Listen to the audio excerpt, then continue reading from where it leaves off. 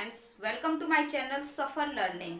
और आज का जो हमारा टॉपिक है वो है यूजेस ऑफ वर्ब। कहने का मीन है कि अलग अलग वाक्यों के साथ, अलग अलग वर्ड्स के साथ जो वर्ब यूज होती है वो अलग अलग होती है, चेंज हो जाती है।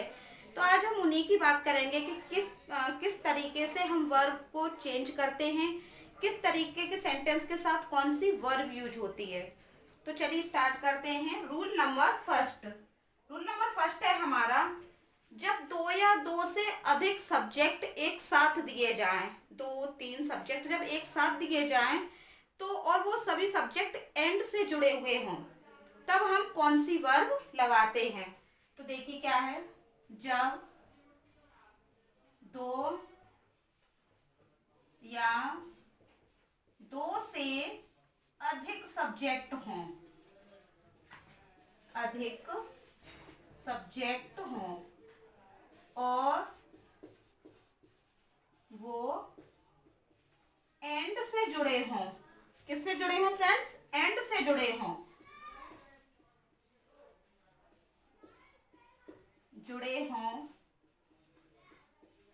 तो वहां पर जो हमारी वर्ब यूज होगी वो हमेशा प्लूरल फॉर्म में होगी। तब हम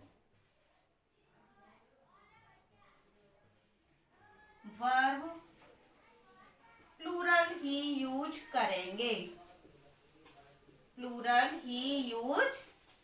देखिए कैसे, किस तरीके से। एग्जाम्पल के जरिए आपको बहुत अच्छे से ये क्लियर हो जाएगा। देखिए एग्जाम्पल है,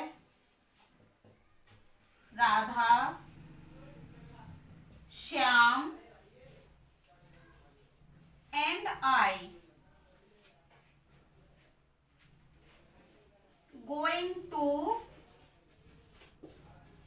आगरा। फ्रेंड्स, मैंने आपको बताया है यहाँ पर रूल्स में कि जब दो या दो से अधिक सब्जेक्ट दिए हो, तो यहाँ पर कितने सब्जेक्ट हैं? राधा, श्याम एंड आई। यहाँ पर तीन सब्जेक्ट हो गए और यहाँ पर वो किससे जुड़े हैं?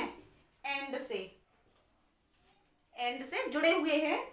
तब जो हमारी वर्ब यूज होगी वो प्लूरल फॉर्म में होगी। तो यहाँ पर हम आई के अकॉर्डिंग नहीं लगाएंगे कि Radha, Shyam and I am going to Agra. नहीं, Radha, Shyam and I are going to Agra. आपको ये ध्यान रखना है कि जब दो या दो से अधिक वर्ब दी हों और वो एंड से जुड़ी हों तो जो वर्ब लगेगी वो प्लूरल फॉर्म में होगी। देखिए रूल नंबर सेकंड,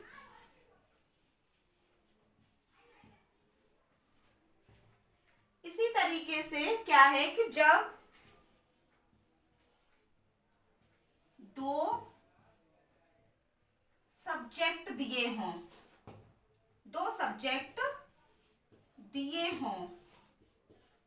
और वो एंड से जुड़े हों,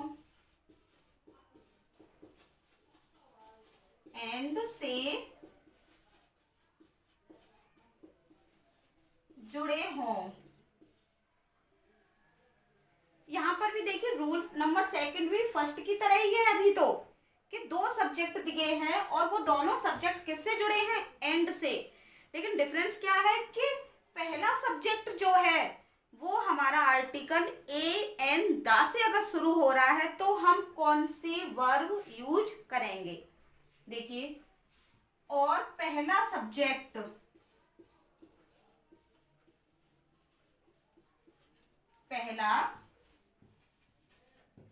हमारा किससे स्टार्ट हो रहा है?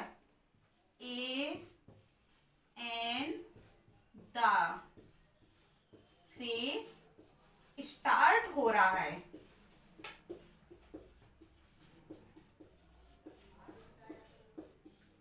तो वर्ब हमेशा सिंगुलर होगी। कैसी होगी फ्रेंड्स? सिंगुलर। मैं यहाँ पर आपको समझा देती हूँ कि जैसे मान लीजिए दो सब्जेक्ट दिए हुए हैं, जैसे हमने बात की कि प्रिंसिपल और टीचर। यहाँ पर प्रिंसिपल और टीचर दोनों अलग अलग हैं और प्रिंसिपल के आगे लगा हुआ है ए एन या द, तो और टीचर के आगे ए एन द कुछ भी नहीं लगा हुआ है और दोनों सब्जेक्ट एंड से जुड़े हैं। तो यहाँ पर प्रिंसिपल और टीचर, जब एक ही के आगे दा लगा हुआ है और दूसरे के आगे कुछ भी नहीं है, तो यहाँ पर प्रिंसिपल और टीचर जो है वो एक ही पर्सन, दोनों पोस्ट एक ही पर्सन की हैं। तो उसको देखते हुए हम जो वर्ब यूज करेंगे वो हमारी सिंगुलर होगी। देखिए कैसे, the principal and teacher.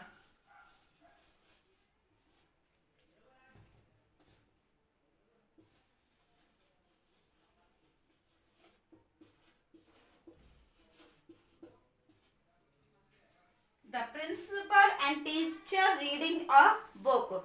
Principal और टीचर, सॉरी यहां पर होगा स्टडिंग।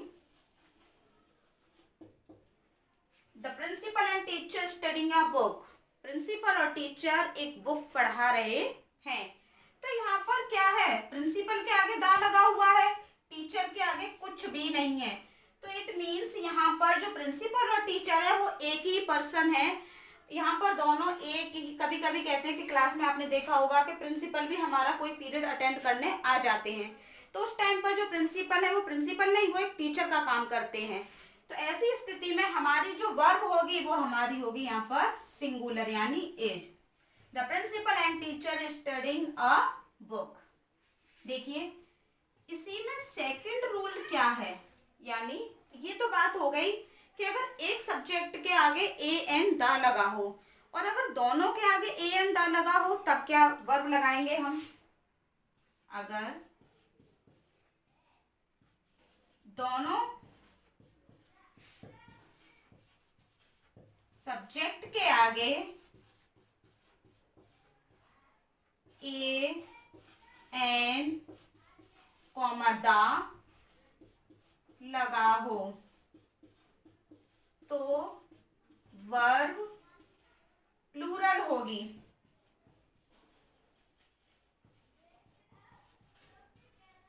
मैंने फ्रेंड्स आपको बताया यहाँ पर कि अगर एक के ही आगे आर्टिकल लगा हुआ है तो वहां पर हम सिंगुलर वर्ब लगाएंगे, और अगर दोनों के आगे यहाँ पर आर्टिकल लगा हुआ है तो हम प्लूरल वर्ब लगाएंगे, क्योंकि यहाँ पर जब आर्टिकल जो होता है वो हमारे एक पर्सन की आइडेंटिटी को शो करता है। तो यहाँ पर the principal and the teacher अगर आता है तो क्या होगा, द प्रिंसिपल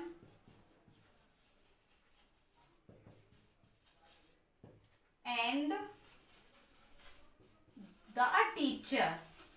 अब यहाँ पर क्या है, प्रिंसिपल भी एक पर्सन है और जो टीचर है वो भी एक पर्सन है। तो the principal and the teacher studying अ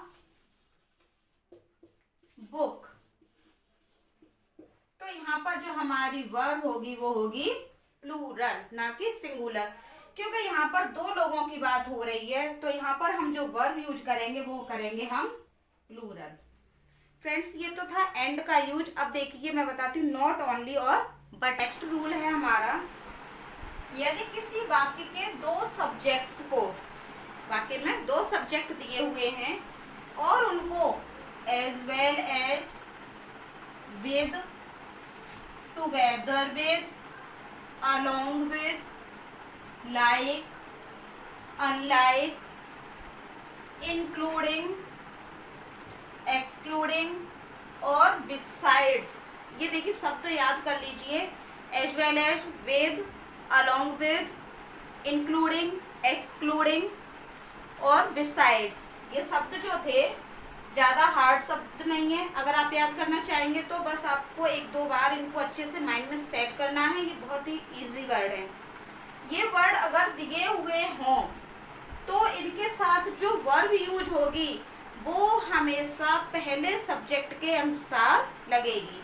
देखिए किस तरीके से,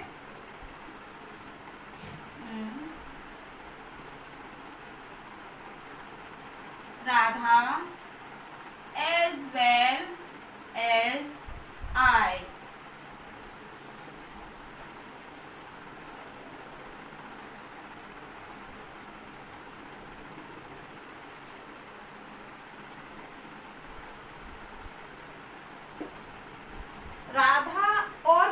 राधा के साथ साथ मैं गोइंग टू टेम्पल, मंदिर जा रहे हैं। तो यहाँ पर क्या है, राधा और आई दो सब्जेक्ट हैं और इन दोनों को जो जोड़ा जा रहा है वो किस वर्ड से जोड़ा जा रहा है, एज वेल एज। और ये शब्द दिए हुए हों तो वर्ब हमेशा हमारे पहले सब्जेक्ट के अनुसार लगेगी, ना कि आई के अनुसार। आई के अकॉर्डिंग तो यहाँ एम आना चाहिए, लेकिन नहीं, यहाँ पर आएगा इज। वो क्योंकि सब्जेक्ट के अनुसार हमारी वर्ब यूज होगी। देखिए नेक्स्ट,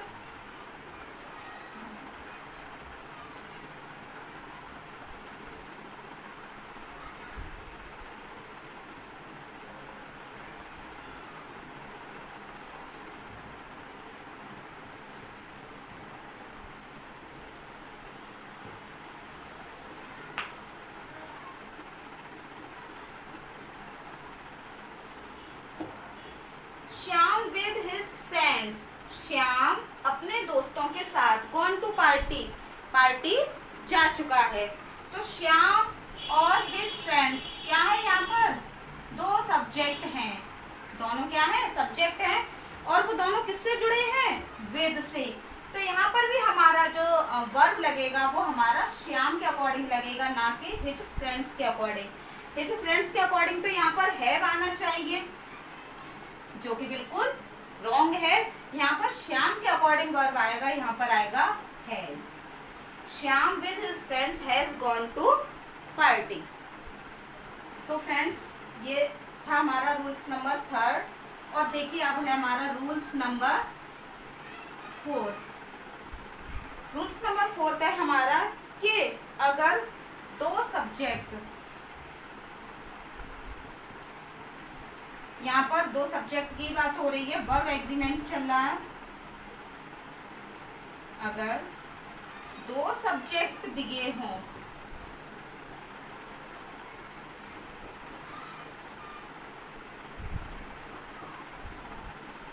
और वो किससे जुड़े हुए हों, आइदर और, नाइदर नॉर, और नॉट ओनली बट आल्सो, ये 3 वर्ण हैं, और वो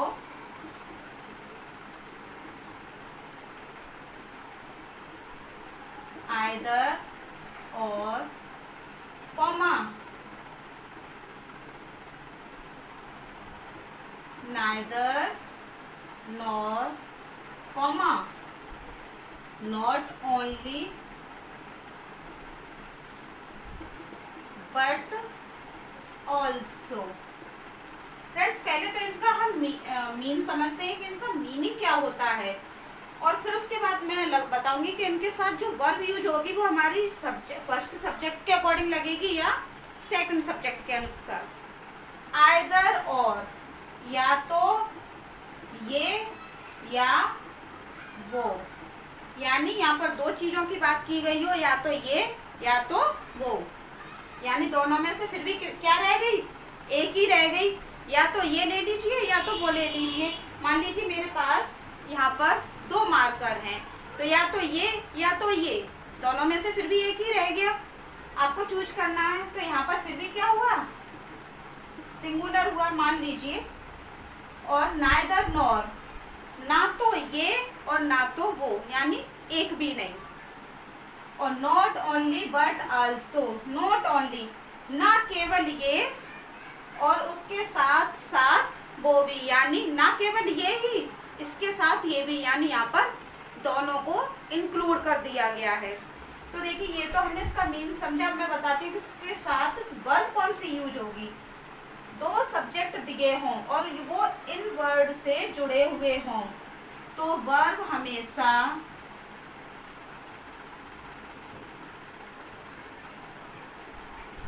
दूसरे सब्जेक्ट के अनुसार लगेगी। देखिए किस तरीके से,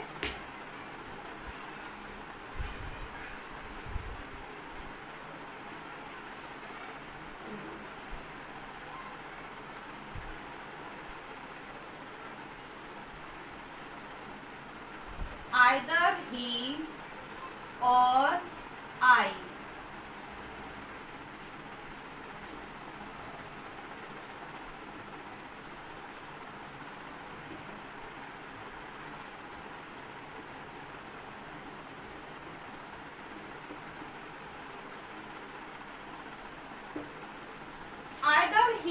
या तो वो या तो मैं, आइदर ही और I playing the cricket match खेल रहे हैं।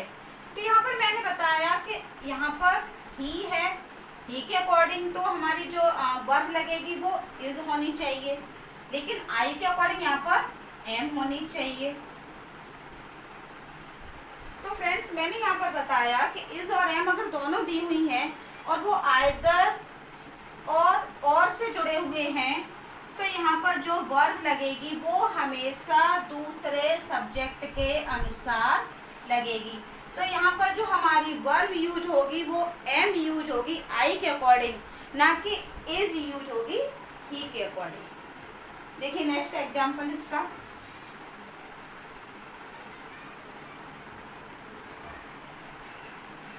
Not only students but also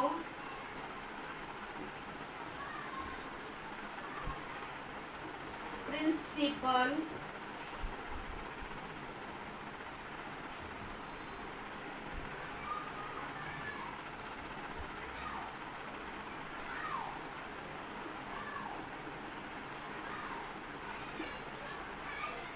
not only students but also principal eaten the pizza. केवल प्रिंसिपल ने केवल स्टूडेंट्स ने नहीं, प्रिंसिपल ने भी पिज्जा खाया था। यानी वो लोग कहीं घूमने गए, वहां पर केवल स्टूडेंट्स ने ही पिज्जा नहीं खाया, वहां पर प्रिंसिपल ने भी पिज्जा खाया। तो यहाँ पर देखिए हमारे दो सब्जेक्ट हैं, स्टूडेंट्स और प्रिंसिपल। अब वो दोनों किससे जुड़े हुए हैं? Not only but also say. तो यहाँ पर हमारी जो वर्ब यूज होगी वो हमेशा दूसरे सब्जेक्ट के अकॉर्डिंग होगी। स्टूडेंट्स के अकॉर्डिंग तो यहाँ पर हैव होनी चाहिए, जो कि क्या है, गलत है। और प्रिंसिपल के अकॉर्डिंग यहाँ पर हैज होनी चाहिए। तो यहाँ पर हैज ही वर्ब यूज होगी, क्योंकि हमारा जो सेंटेंस है वो not only but also say जुड़ा हुआ है। तो फ्रेंड्स आज के ये रूल्स थे, एंड और not only but also, either और, नाइदर नॉर वाले। अगर आपको इसमें कोई भी कहीं भी कोई चीज़ समझ में नहीं आई है तो प्लीज़ आप मुझे कमेंट बॉक्स में ज़रूर पूछ लें।